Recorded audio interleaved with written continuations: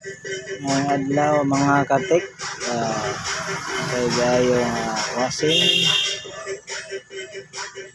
I-share ko lang kung paano mag-check ng sirang motor. Ito ang common, ito ang yellow, tsaka orange, ito yung capacitor. Madali lang mag-check ng capacitor. Tingnan nyo lang dito sa motor, may guide naman. Ayan. Ito orange saka yellow capacitor. Ito ang common, blue. Ayan, mag-check tayo. Testera natin. Ayan. Ayan, check natin dito. Ayan, pag pumalo, okay yan. Yan, walang palo. Ito, meron. So, may putol, isang linya. Ulit, walang palo. Ito, meron. So, sira ito. Yung motor na to. May putol sa ilalim. Try natin itong bago. Ayan, yung negative, sabit natin, i-connect natin sa common. Then, yun, pumalo. Walang putol, bago yan. Yan, goods. Ulit, ito ang reading niya, tamang reading.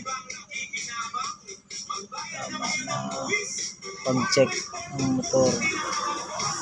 Yan. Yan.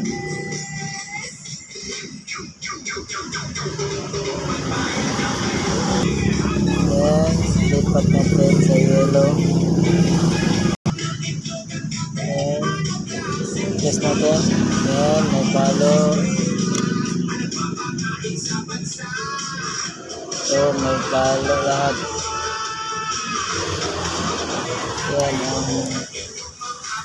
Yan ang tamang mag-check ng motor ng washing machine. Yan.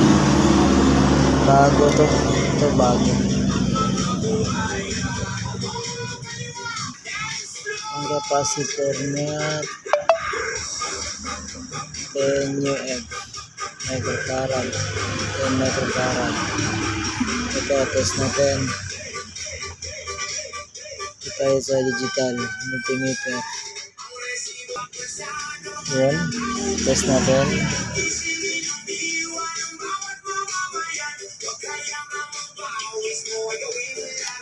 Set natin sa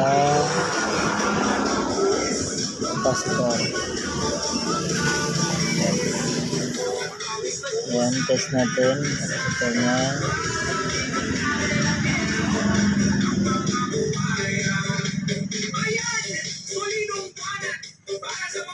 Ayun, short na rin siya. 8.1.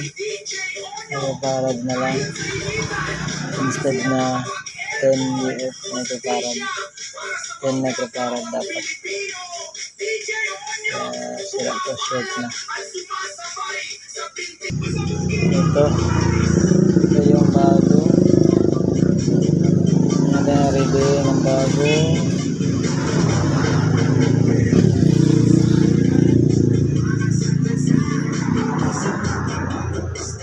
Ayun, 9.9. Ito ang tama.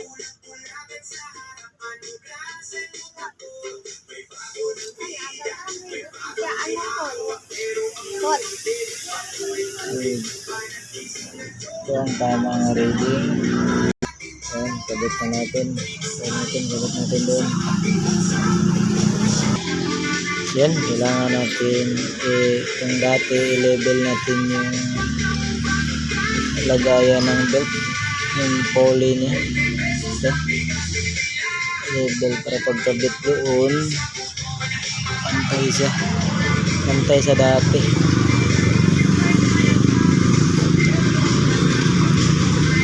dito natin yan.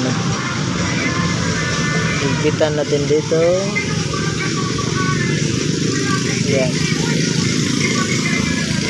Higpitan dyan.